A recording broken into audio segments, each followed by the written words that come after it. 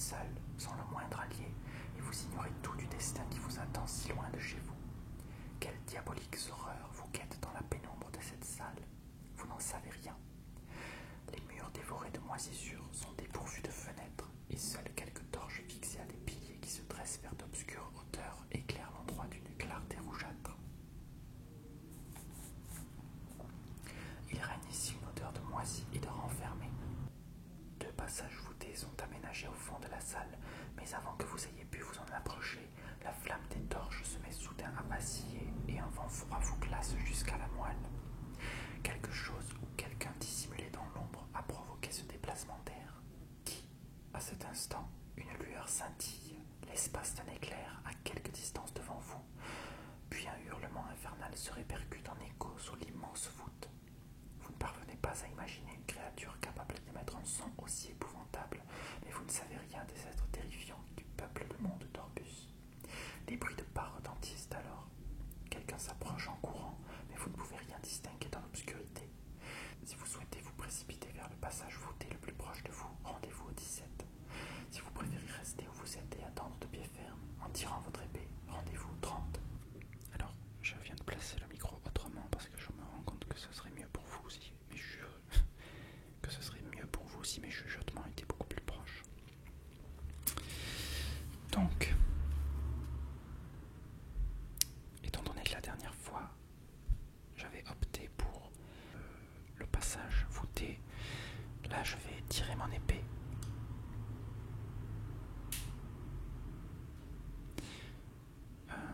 Je vais tirer mon épée et on verra bien ce qui se passe. Je risque peut-être de mourir directement.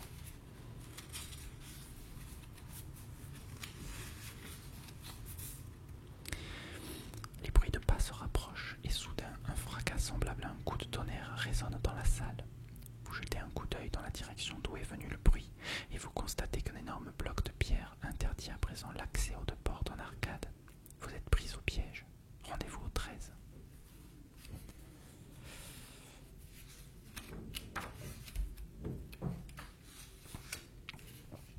Une femme vêtue d'une cotte de maille et pointant sur vous une arbalète chargée apparaît dans la lumière des torches. 3 hommes la suivent, visiblement essoufflés. Le premier est grand et de belle allure. Il porte une armure d'argent étincelante et la lame de son épée, qu'il brandit à 2 mains, rayonne d'une faible lueur blanche.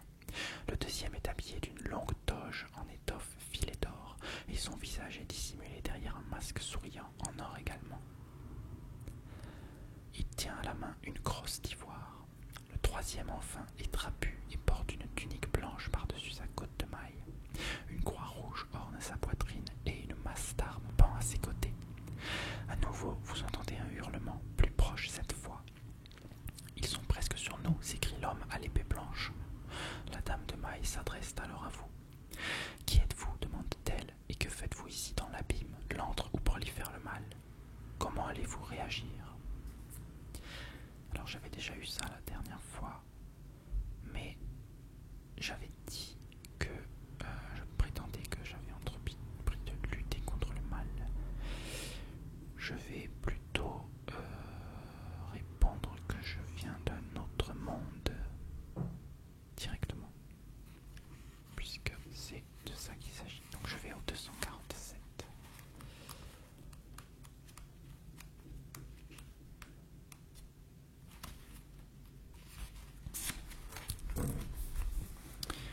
Surpris, il lève les sourcils en vous regardant tous quatre d'un air incrédule.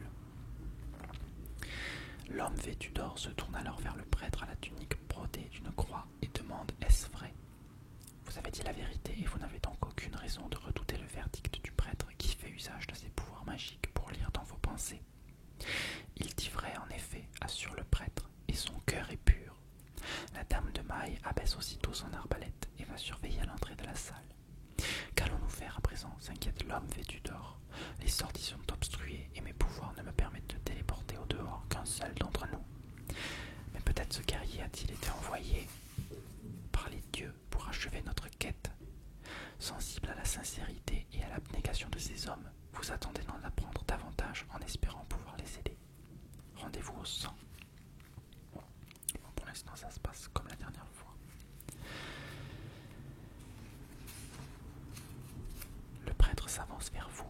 ce récit. Il y a bien longtemps de cela, les laquais du dieu de la mort, dans la cité des ruines de la malédiction, fabriquèrent un talisman qui leur permettrait, lorsque le temps serait venu, d'appeler leur dieu à régner sur ce monde. Ce temps, hélas, est arrivé, et si le dieu de la mort vient à régner ici, toute vie sera détruite. Seuls les laquais de la mort subsisteront dans un état de mort vivant. Le dieu de la mort étendra son ombre sur le monde d'Orbus, tout se transformera en poussière, et l'équilibre de la nature sera rompu pour toujours.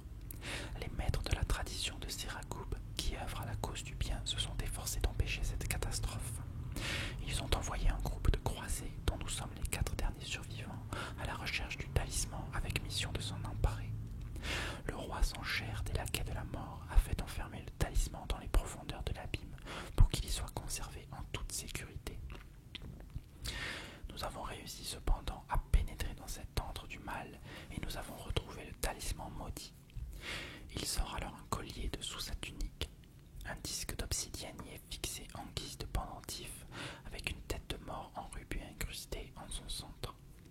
C'est là le talisman de la mort. Le prêtre vous le confie. Tenez, dit-il, pour le salut du monde d'Orbus, il vous faut à tout prix prendre ce talisman et poursuivre la mission. Cet objet ne peut être détruit, mais si vous l'emportez dans votre monde, il sera hors d'atteinte du roi sans chair. Impressionné par le courage et l'abnégation de ces croisés, vous décidez de reprendre le flambeau et d'accomplir jusqu'au bout leur mission. Vous prenez donc le talisman. Il est lourd et froid. Vous passez le collier autour de votre cou tandis que le sorcier s'approche de vous pour vous donner ses dernières recommandations. Je vais à présent user de mes pouvoirs magiques pour vous envoyer à la surface. Marchez ensuite vers l'ouest jusqu'à ce que vous arriviez à Griseguilde sur Lande, la cité du savoir. Là, vous pourrez trouver le moyen de retourner dans votre monde. Ne nous trahissez pas. Voici de l'or, il pourra vous être utile. Il vous fait don d'une bourse contenant 10 pièces d'or, puis prépare le sortilège qui vous permettra d'échapper à l'abîme. À ce moment, une horde de créatures grimaçantes déferle dans la salle. Rendez-vous au 125. Alors je vais noter le 10. Voilà. Donc là nous nous retrouvons toujours au même point. Le point où nous reprendrons en fait à chaque nouvelle itération de cette aventure, je pense. Pas encore tout à fait. 125. Des elfes noirs et des trolls des cavernes envahissent la salle et attaquent la dame de maille. Tandis que le paladin et le prêtre se précipitent à sa rescousse, vous voyez se dessiner une ombre gigantesque derrière la marée d'elfes et de trolls. L'épée étincelante du paladin s'abat à grands coups sur l'ennemi, mais les elfes noirs font usage de magie et la dame de maille, impuissante à contenir leur assaut, succombe sous le nombre. La silhouette diabolique pousse un hurlement de victoire au moment même où le sorcier achève de prononcer la formule magique qui va vous permettre d'échapper à ces sinistres profondeurs. Rendez-vous au 185.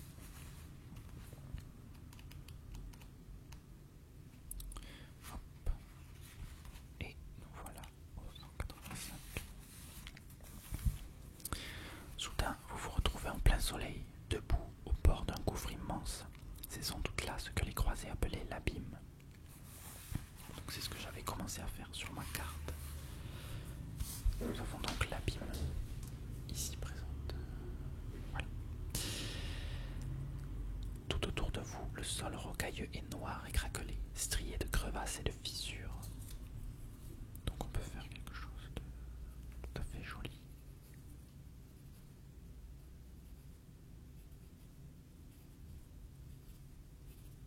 Bref. Et des vapeurs pestilentielles s'élèvent des profondeurs du gouffre. Plus loin à l'ouest, vous apercevez une chaîne de collines vertes, partiellement recouverte de forêts touffues. À quelques centaines de mètres sur votre droite, une autre forêt s'étend jusqu'aux collines. Il est clair qu'il vous faut marcher vers les collines pour atteindre Griseguilde. Mais quel chemin allez-vous prendre? Si vous souhaitez traverser la forêt, rendez-vous au 256. Si vous préférez parcourir l'étendue aride qui semble constituer la route la plus directe, rendez-vous au 134. Alors, je vais prendre le 256 à nouveau, puisque je me souviens de la rencontre que nous y avons faite. Le cadavre... Non, pardon.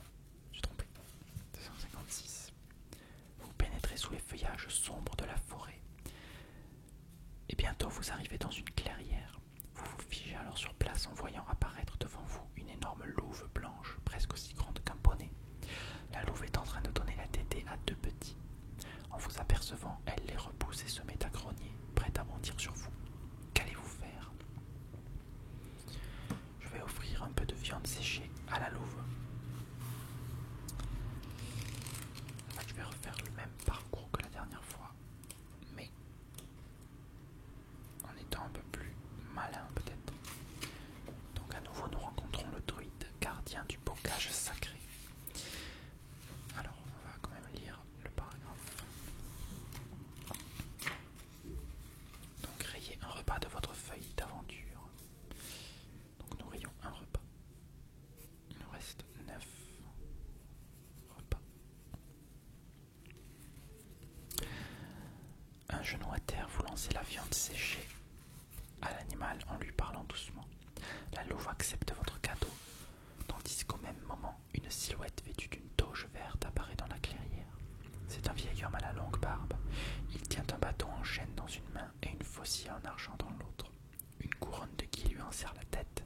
« Je m'appelle Woodman, dit-il en souriant. Je suis le druide gardien du bocage sacré. Mon ami Crinière de Neige vous remercie de la nourriture que vous lui avez offerte. Une si aimable générosité mérite récompense. La bénédiction des druides soit avec vous et puisse la fortune vous sourire. La bénédiction du druide vous fait gagner 1 point de chance. » Ah, c'est bien ça. Donc, on obtient 9. Vous avez l'air fatigué, poursuit-il. Tenez, prenez ceci. Il sort alors d'une poche de sa toge une pomme d'or et vous la donne. Donc à nouveau, c'est la même chose qu'avant. Je pense que systématiquement, je ferai ce parcours-là, même si je meurs. Sauf que je ne le referai pas avec vous. Je repartirai de cet endroit à chaque fois. Donc, on va considérer que tout ça, c'est acquis. Et qu'on repartira de cet endroit-là. Inscrivez là sur votre feuille d'aventure. Ces pommes ont un extraordinaire pouvoir nutritif et vous regagnerez 4 points d'endurance lorsque vous la mangerez. Vous remerciez le druide et vous reprenez votre chemin en abandonnant à contre-cœur la paix idyllique du bocage sacré. Rendez-vous 159.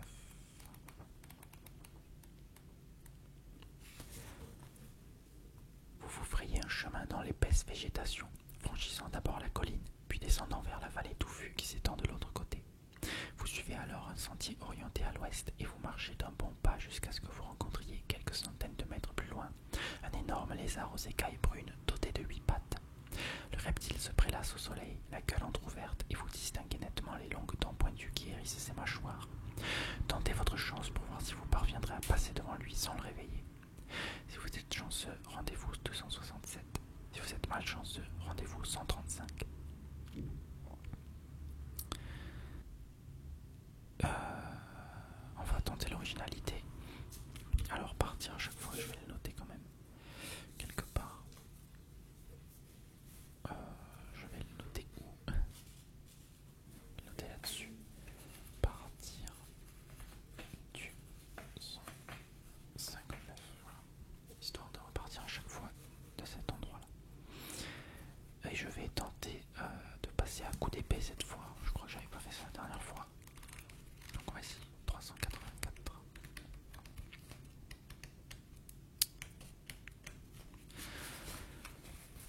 Vous frayez un chemin parmi les broussailles, mais les buissons d'épines serrés les uns contre les autres rendent votre progression difficile.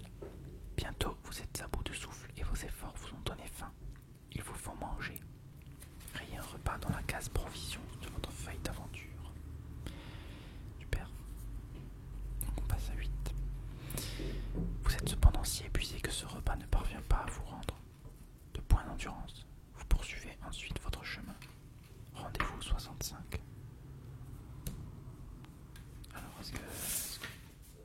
Alors, est-ce que je suis censé ne plus avoir d'endurance? J'ai des doutes. 69. L'air se raréfie à mesure que vous poursuivez votre escalade et vous commencez à avoir le souffle court. Lorsqu'enfin vous atteignez le sommet de la montagne, le panorama...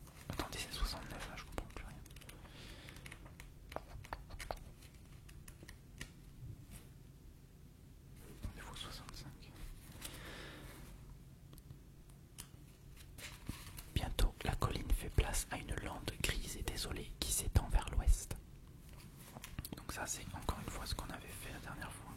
On atterrit au même endroit. Au bout d'une demi-heure environ, un nuage de poussière s'élève à quelque distance et un groupe d'une vingtaine de cavaliers s'avance vers vous dans un martèlement de sabots. Lorsqu'ils s'approchent, cependant, vous constatez qu'il s'agit en réalité de cavalières. Ce sont en effet des femmes guerriers, vêtues de cottes de mailles et de cuirasses cloutées. L'air menaçant, elles forment alors un cercle autour de vous, et leur cheftaine vous demande d'un ton peu amène ce que vous faites ici en bordure de la lande.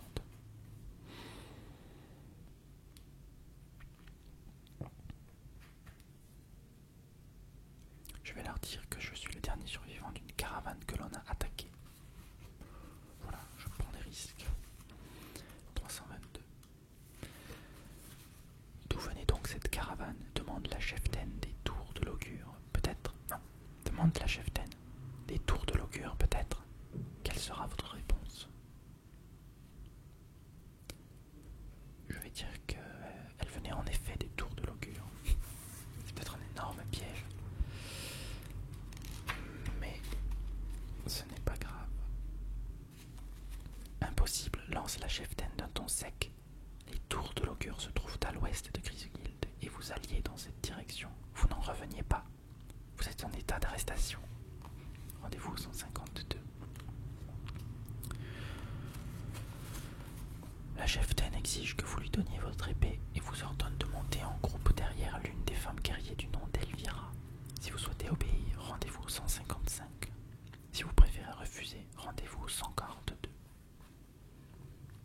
Bon, écoutez, je vais prendre un risque et refuser. Sur un ordre de la cheftaine, le cercle des chevaux se resserre autour de vous. Vous tirez alors votre épée et vous parvenez à blesser l'une des femmes avant d'être attaquée de toutes parts. Ce sont des combattantes bien entraînées et elles ont tôt fait de vous assommer en vous frappant du plat de leurs lames. Vous laissez tomber votre arme, incapable de résister plus longuement. Puis vous vous écroulez sur le sol. Vous perdez 2 points d'habileté. Super. Je crois que c'est ce qui se passait la dernière fois déjà. Dès que vous aurez récupéré une autre épée, vous pourrez regagner ces 2 points. Donc je n'ai plus mon épée. Lorsque vous reprenez vos esprits, vous vous rendez compte qu'il est inutile de chercher à combattre et vous décidez de faire ce qu'on vous dira.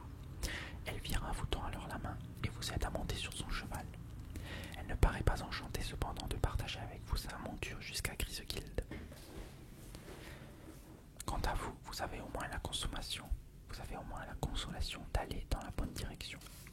Rendez-vous au 257.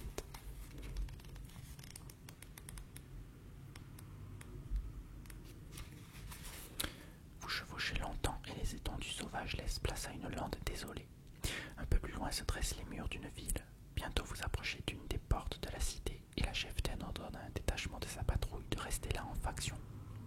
Puis, se tournant vers vous, nous allons vous mener auprès de Faucona, dit-elle. Elle aura quelques questions à vous poser.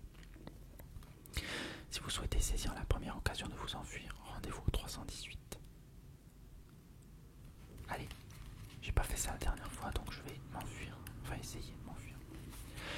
Le cheval d'Elvira trotte à présent le long d'une rue de Grisguilde après avoir franchi la porte de la lande.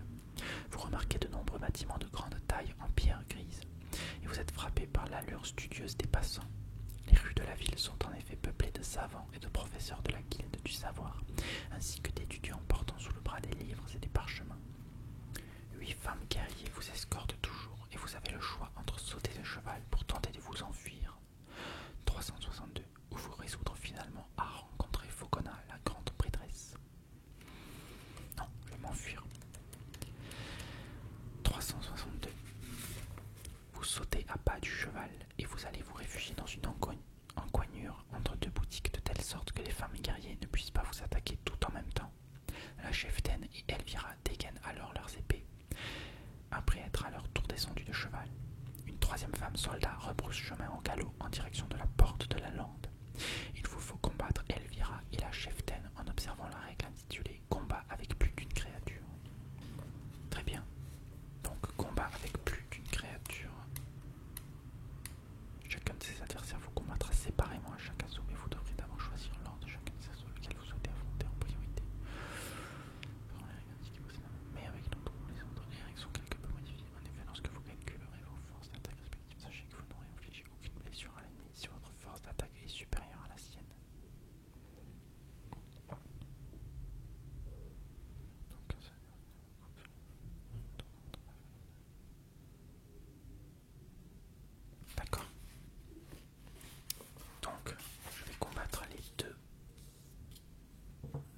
femmes en même temps. C'est-à-dire que nous allons combattre la cheftaine. Donc, cheftaine contre moi avec Elvira. Avec une habileté de 8 et celle-ci de 10 et une endurance de 6 et de 8 pour celle-ci. Donc, je vais décider d'affronter en priorité Elvira, qui semble... non, plutôt la cheftaine en priorité. Comme ça, j'ai plus de chances de l'éliminer d'abord, plutôt que l'inverse. Donc ce que je dois faire maintenant, c'est lancer les dés. Alors, je ne sais plus si je dois lancer les dés en premier, est-ce que c'est important ou pas. Jeter les dés pour la créature, ajouter ses points d'habileté aux chiffres obtenus.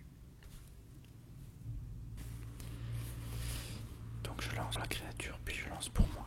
En l'occurrence, donc je lance pour Cheftaine, puis je lance pour moi, puis je lance pour Elvira, et je lance pour moi pour savoir si j'arrive à esquiver son coup. Je vais prendre ma feuille de suivi de combat. Voilà, alors c'est parti. Donc je lance les dés pour Cheftaine. Elle fait donc 3 plus 8, elle fait donc 11. 11 à 7. 7 plus 7, ça fait donc 14. Je lui enlève donc 2 points. Et c'est là que c'est mal fait parce que... bon, sinon c'est bon, c'est pas... 4. Ensuite je lance pour Elvira. Donc là va falloir bien gérer en fait. Voilà, donc ça ce sera Elvira. Et ça c'est Cheftaine. Voilà, on l'a écrit mais c'est pas grave. Donc elle a fait 9.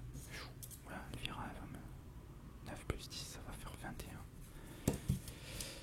Et je vais faire 8 plus 7, c'est-à-dire 15. Donc elle m'enlève 2 points. Donc 17. Et je viens de voir que j'ai une habilité de 5 en réalité. Donc bon là c'est pas grave. J'ai quand même gagné le combat précédent. 6. Alors ça voilà c'est pour elle. Donc 6 plus 8. 14. Et moi je fais 10 plus 5, je fais donc 15. Je lui enlève à nouveau ses points. J'ai peut-être une chance. Ensuite, Elvira nous fait un petit score de 8. Donc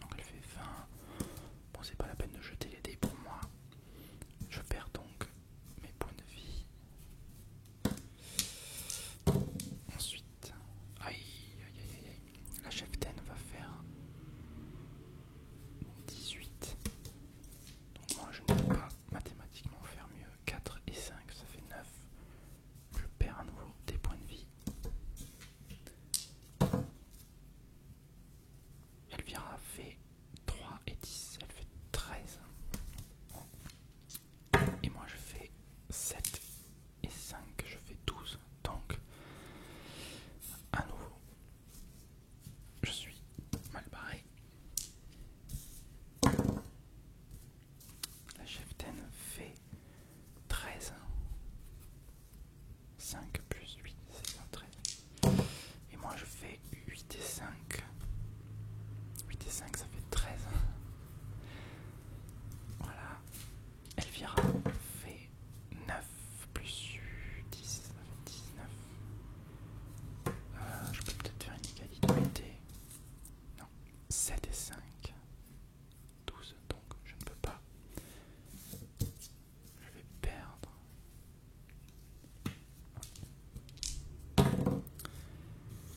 7. Donc ça c'est pour la cheftaine. Donc 7 plus 8, ça fait 15. Allez.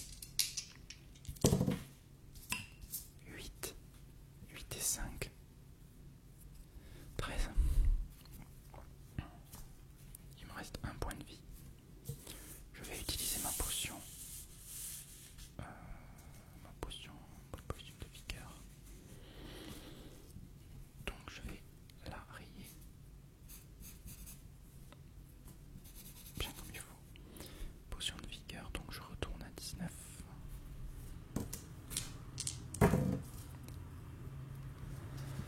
Je ne sais plus à qui c'est. C'est Elvira, donc elle fait 5 et 10, elle fait 15. Et là je fais 10, 10 et 5, je fais 15. Donc à nouveau, là j'esquive, c'est bon. La cheftaine fait 7. 7 et 8, ça fait 15. Pardon. Moi je fais 5 et 5, donc 10. Je perds mes points de vie. C'est pas simple. Elvira a un score de 15. Et moi je fais 5 plus 5, donc 10. Donc je perds mes points de vie. Pour être original. La cheftaine fait 7, 8, 15. J'en ai marre de ces 15 partout. Moi je fais 10 et 5, 15. Donc j'esquive bien. Bon, Elvira elle fait 12 plus 10, donc 22. C'est même pas la peine de jeter mes dés. Je souffre. Allez. Elvira, non, cheftaine fait 6 plus 8, donc 14. Non, elle fait 7. 7 plus 8. Ah non, pardon, 6. 6 plus 8. Donc c'est bien ça, 14. Et moi je fais un score de merde. 8. Donc je perds mes points de vie. C'est original.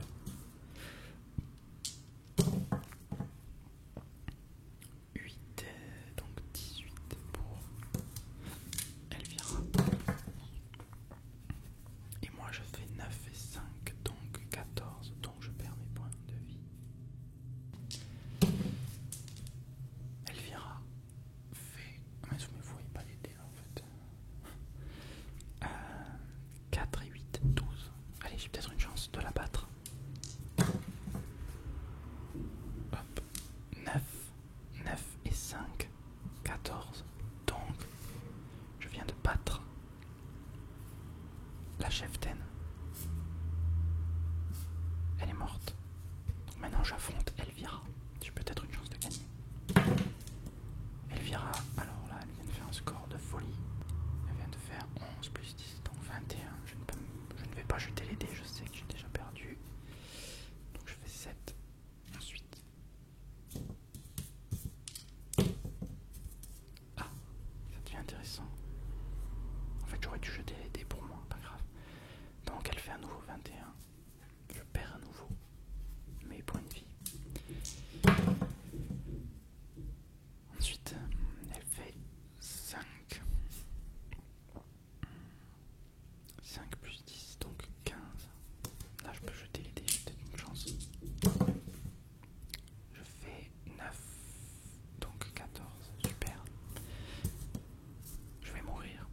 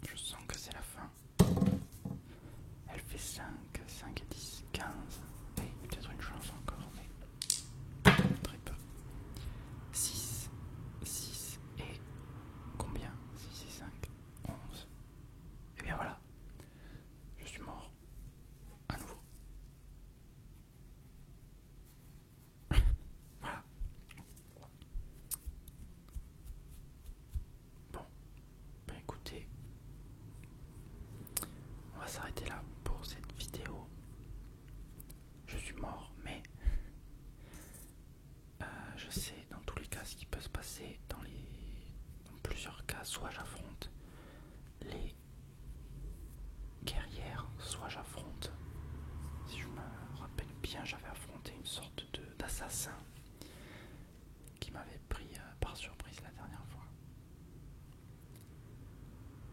Donc nous verrons bien dans une prochaine partie ce qu'il adviendra.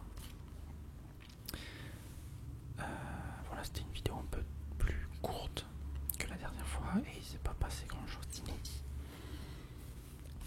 Mais on a essayé de varier un petit peu le chemin, même si au final on s'est retrouvé exactement au même endroit.